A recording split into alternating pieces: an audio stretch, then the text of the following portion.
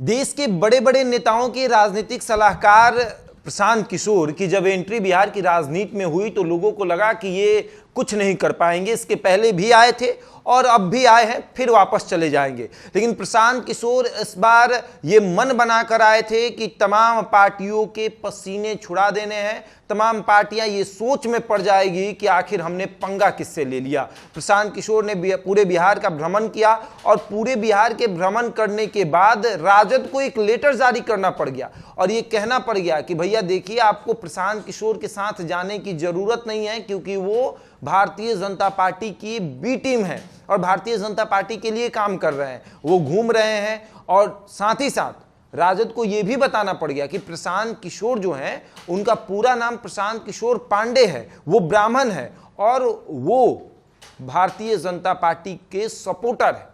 राजद को अपने नेताओं को बोलना पड़ गया। उसके बाद ये भी लेटर जारी करना पड़ गया कि जो नेता प्रशांत किशोर के साथ गए हैं वो पार्टी की गलत नीतियों के विरुद्ध में गए हैं, इसलिए पार्टी उनको बर्खास्त करती है। लेकिन सवाल ये कि प्रशांत किशोर से तेजस्वी को ही क्यों डर लग रहा है?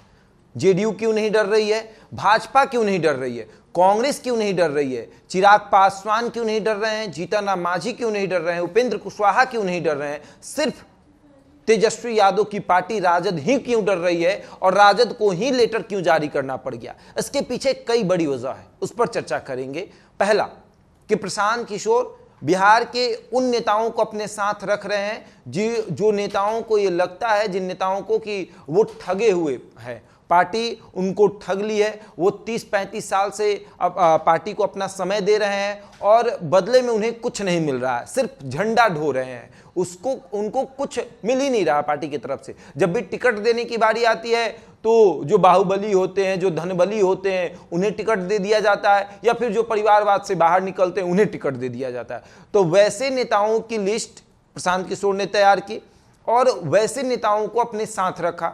अब इसमें सबसे अधिक वैसे नेता राजद से ही हैं जो अपने आप को ठगे हुए महसूस करते हैं, तो उनको अपने साथ रखा। अब राजद यहां कमजोर हुई। उसके बाद प्रशांत किशोर का दूसरा टारगेट ये था कि बिहार में सबसे अधिक जिसकी संख्या है, जिसका कोई नेता ही नहीं है, उसको अपने साथ रखो, यानी मुसलमानों को अपने साथ रखो। और बिहार में मुसलमानों का बड़ा नेता कोई नहीं है, ना उनकी कोई बड़ी पार्टी है, ना कोई ये कहे कि हम सिर्फ मुसलमानों के हित के बारे में सोचते हैं और मुसलमान हमारे साथ आ जाए, ऐसे भी नेता नहीं है और ऐसी पार्टी भी नहीं है। एक पार्टी है राजद और एक जेडीयू।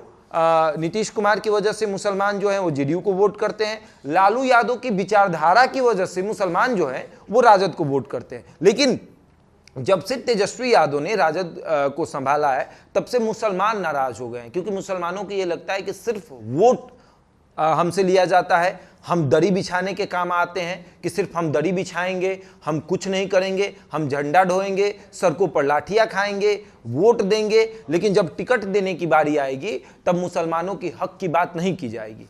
लेकिन जब हमारा वोट लेने की बारी आएगी, हमें ये कहा जाएगा कि देखिए आपकी संख्या अधिक है, हम आपके साथ चल रहे हैं। तो वैसे ठगे हुए मुसलमान वोटरों को प्रशांत किशोर ने अपने साथ रखने का प्रयास किया और साफ तौर पर कह दिया कि 50 मुसलमान नेताओं को हम टिकट देंगे। उसके बाद प्रशांत किशोर का तीसरा टारगेट हुआ यादव, क्योंकि आज के समय में यादव भी ठगे हुए महसूस कर रहे हैं। यादव को भी लग रहा है कि अरे पार्टी है, राजद है, लालू यादव हैं, लेकिन नहीं मौका मिल पाता है। तो वैसे में यादवों को भी टारगेट प्रशांत किशोर ने किया। अब मुसलमान को टारगेट मतलब राजद को नुकसान, यादव को टारगेट मतलब राजद को नुकसान। अब हर जगह से राजद को नुकसान होने लगा, तो राजद को लगा कि अब लेटर जारी करना पड़ जाएगा। प्रदेश अध्यक्ष जगदानंद सिंह के लेटर पैड से एक लेटर जारी किया गया, जिस पर साफ साफ अक्षरों में लिखा गया था कि कुछ दिनों से ये महसूस हो रहा है और ये पता चल रहा है कि हमारे दल के नेता प्रशांत किशोर के विचारधारा से सहमत हो रहे हैं, जो कि बिल्कुल गलत है। क्योंकि प्रशांत किशोर उर्फ प्रशांत किशोर पांडे की जो पार्टी है जनसुराज, वो भारतीय जनता पार्टी को समर्थन देती है। अब सवाल यहां ये उठता है कि राजद को ये क्यों बताना पड़ गया कि प्रशांत किशोर का पूरा नाम प्रशांत किशोर पांडे है। ये इसलिए भी क्योंकि मुसलमान और यादव जो हैं वो ब्राह्मण को देखे और उनसे दूर भागे। वो समझे कि नहीं, ब्राह्मण, क्योंकि राजद के अनुसार ब्राह्मणों ने यादवों और मुसलमानों को हमेशा से दबा के रखा है, और इसीलिए उन्होंने जानबूझ को ये कोट किया कि प्रशांत किशोर पांडे हैं, ब्राह्मण हैं, और वो भारतीय जनता पार्टी की बी टीम है। क्योंकि कहा जाता है ना कि स्वर्णों का वोट अगर कहीं जाता है तो भारतीय जनता पार्टी को जाता है।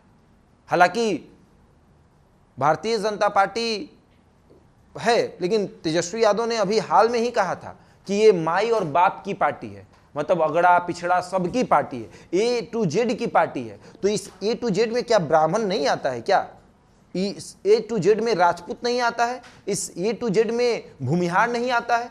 सवाल तो ये भी उठता है। लेकिन तेजस्वी यादव के पार्टी की तरफ से जानबूझकर ये कोट किया गया कि वो ब्राह्मण है और उनके दल में आप मत जाइए।